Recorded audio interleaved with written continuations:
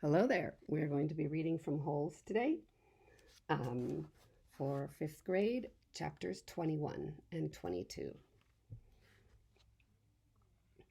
It was a long walk back to his hole. Stanley looked out through the haze of heat and dirt at the other boys, lowering and raising their shovels. Group D was farthest away. He realized that once again he would be digging long after everyone else had quit. He hoped he'd finish before Mr. Sir recovered. He didn't want to be out there alone with Mr. Sir.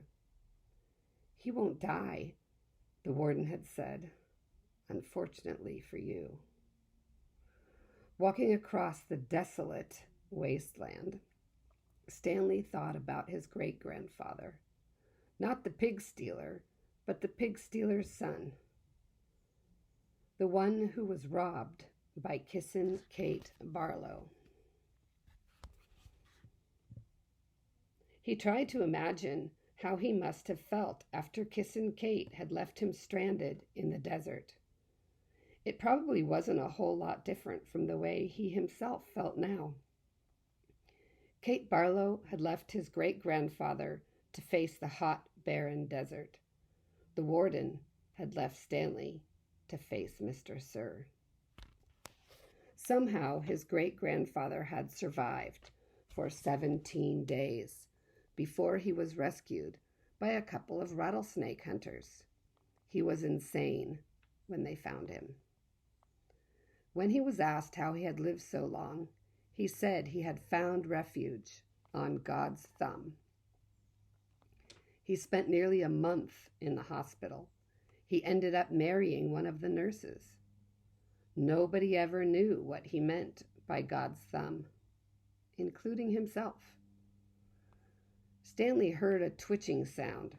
He stopped in mid-step with one foot still in the air. A rattlesnake lay coiled beneath his foot. Its tail was pointed upward, rattling.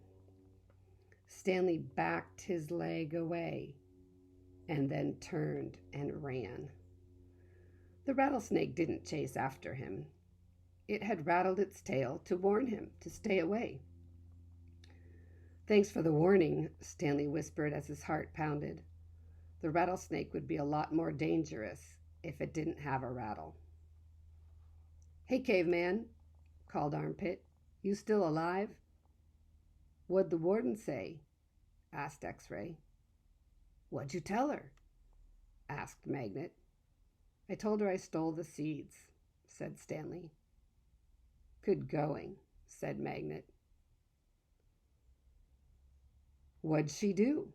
asked Zigzag. Stanley shrugged one shoulder. "Nothing.